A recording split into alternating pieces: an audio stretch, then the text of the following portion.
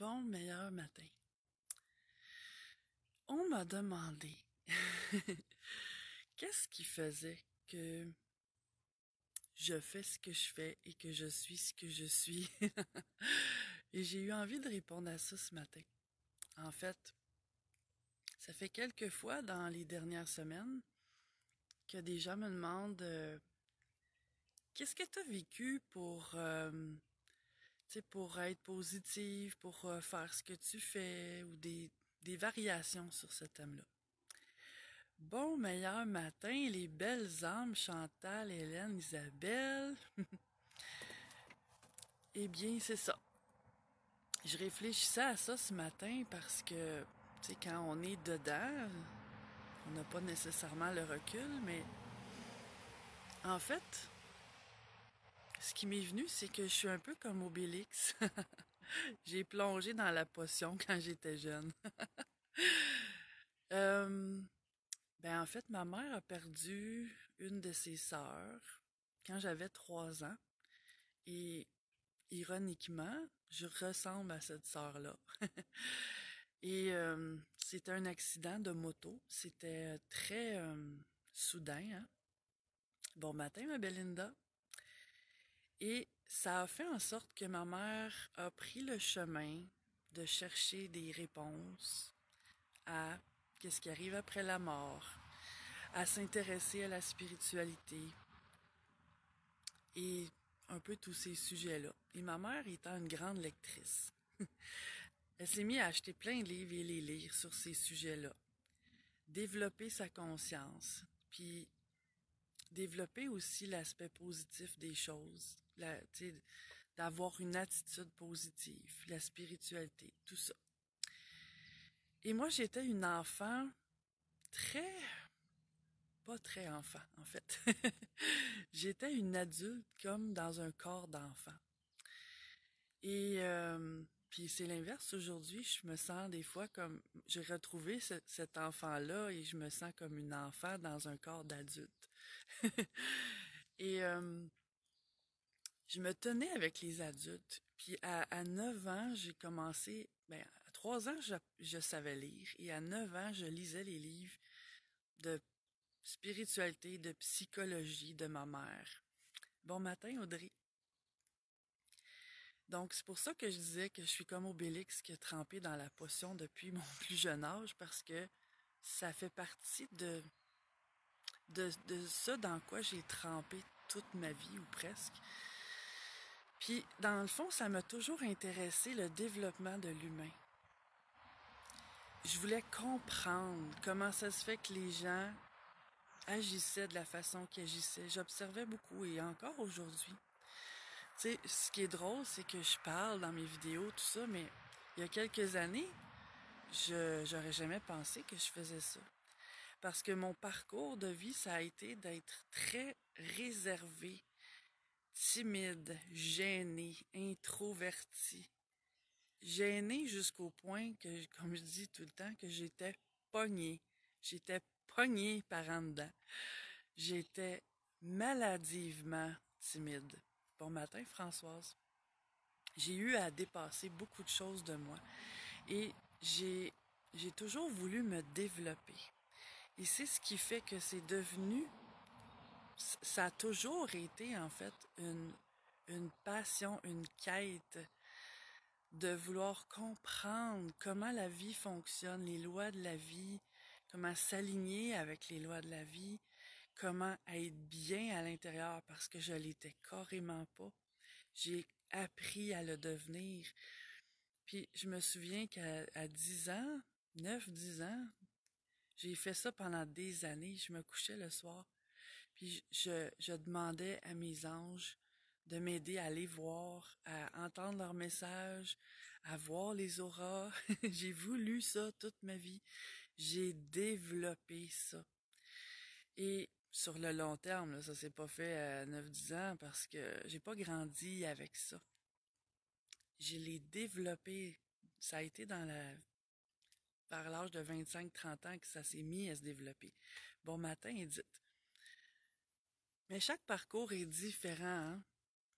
Peu importe à quel âge on commence à s'intéresser à Le bonheur, l'être humain, la psychologie, la spiritualité, la croissance personnelle, c'est pas ça qui est important. Il y en a qui commencent à 50, 60 ans, puis qui avancent vite. Tu sais, moi, mon parcours a été long. Parce que aussi, les énergies aujourd'hui font en sorte que c'est de plus en plus rapide. Et il n'y a pas un chemin qui est le même. Moi, ça a parti d'une curiosité, d'un intérêt qui est devenu un art de vivre. Tu sais, pour moi, la spiritualité, c'est la vie, c'est la même chose. Quelqu'un qui dit je suis pas spirituel, mais qui est au niveau du cœur, qui est dans le respect de la vie, de la nature, des êtres vivants, pour moi, c'est spirituel. Parce que pour moi, le spirituel, c'est travailler avec l'énergie de vie, l'énergie d'amour. Donc, c'est pour ça que je disais, c'est un art de vivre. Pour moi, ça peut pas être autrement. Je parle pour moi. Et c'est pour ça que, dans le fond, j'ai eu envie, à un moment donné, d'aider d'autres personnes à se dépasser, d'aider d'autres personnes à trouver ce chemin-là qui leur est propre, parce que le mien, c'est pas le tien, c'est pas celui de personne d'autre, ça le sera jamais. Mais d'aider les gens à les ramener vers leur cœur pour qu'ils trouvent leur propre chemin vers leur propre bonheur. Puis ça se fait ça en prenant la responsabilité de sa vie. Ça se fait en se ramenant au niveau du cœur, en apprenant à s'écouter, s'aimer, se respecter et écouter, aimer et respecter la vie, tout en continuant à respecter les autres aussi. C'est un tout, on est un tout. Et il n'y a aucun aspect qui est moins important qu'un autre. Tout, dans l'équilibre, c'est que tout est nourri, tout est égal. Et dans le vivant, tout est égal aussi. Il n'y en a pas un qui est mieux que l'autre. Il n'y en a pas un qui est plus élevé que l'autre. Puis on est tous connectés, on a tous besoin les uns les autres. Donc, j'avais envie de partager ça ce matin pour, pour peut-être amener l'idée, la conscience que, en fait, chaque chemin est différent. Puis j'ai la chance d'avoir eu des bons parents, j'ai la chance d'avoir eu une vie sans grand drame, mais mes drames personnels à moi, c'était lié avec mon mal-être, mon profond mal-être, mon profond rejet de moi-même que j'ai dépassé et qui permet aujourd'hui d'avoir une vision d'ensemble en apprenant à me connecter à moi, que j'étais pas du tout connectée à moi. J'ai réalisé que, en fait, en me connectant à mon moi profond, j'avais des réponses pour les autres. J'étais connectée à plus grand que moi et que je pouvais guider les autres comme je disais tantôt, vers leur chemin à eux pour qu'eux se développent aussi. Hélène qui dit tu m'as tellement aidé. Ben ça me fait plaisir, Hélène. Ça me fait chaud au cœur. Puis ben j'en suis bien contente, mais en fait, tu t'es tellement aidé, hein? Et parce que c'est ça, on n'est que des révélateurs les uns pour les autres, des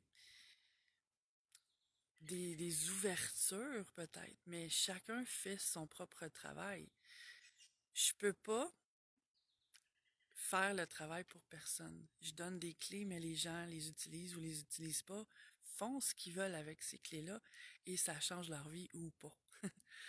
Mais chaque chemin est différent parce que chaque âme est différente et en fait, ce que je comprends aujourd'hui, c'est que toi, ton histoire, qui t'est personnelle, tes souffrances, tes difficultés, ça fait partie de qui peut devenir ta richesse pour que tu puisses dépasser ces souffrances-là, ouvrir là où c'est fermé, comprendre que la vie a pas voulu te faire du mal, mais a mis des circonstances en place pour que tu puisses dépasser ça et possiblement aider d'autres personnes à dépasser ce même genre de situation-là ou d'autres choses.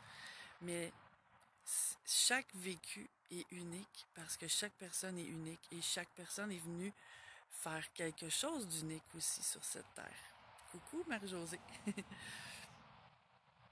Hélène qui dit tu m'aides beaucoup encore aujourd'hui. Ben ça me fait plaisir. Puis tu sais, je partage ces vidéos-là en souhaitant que ça... Parce que ce que je réalise, c'est que chaque personne, souvent, s'est empêtrée dans sa propre histoire. C'est par nos souffrances, par notre vécu, par les choses difficiles qu'on a vécues. L'humain qu'on est s'est empêtré dans cette histoire-là en s'identifiant à ça. Et ce qui fait que parfois, on, on a ces liens-là, ces limitations-là, et qu'on voit pas que ça peut être une richesse aussi. Qu'on voit que ce que ça m'enlève ou ça m'a pas permis, ou ce que ça m'a empêché, ou ce que j'ai pas eu. Et ça, c'est l'attitude à avoir pour souffrir encore. Mais si on s'ouvre en regardant que, oui, c'est sûr, dans un monde idéal, il n'y en aurait pas de maltraitance, de famille dysfonctionnelle, de manque d'amour.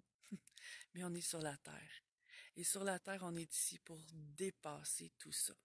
Pour passer de l'amour conditionnel à l'amour inconditionnel. Et le chemin que chacun a pris au niveau de l'âme, quand on a choisi de s'incarner, c'est pour ça aussi. Tout ce qui en fait partie de notre histoire est là pour ça. Et si je développe cette attitude-là, cette habitude-là, d'arrêter de voir ce que je perds, ce que j'ai pas, ce que je peux pas avoir, puis de voir ce que ça me permet, mais ça, c'est le chemin du gagnant. C'est le chemin de la personne qui se rend vers son bonheur. Et c'est certainement pas le chemin de la victime. Et c'est comme ça qu'on devient le maître de sa vie. C'est comme ça qu'on devient le créateur de sa vie. Et que ce que j'ai vécu me détermine pas, mais que mes choix d'aujourd'hui me déterminent. Parce que ce que je suis, ça part de ce que j'ai été et de ce que j'ai vécu avant. Mais en fait, pas tant ce que j'ai vécu avant, mais ce que j'en fais de ce que j'ai vécu avant. Bon matin, Nathalie. Donc, c'est un peu pour ça que j'avais envie de te raconter ça ce matin.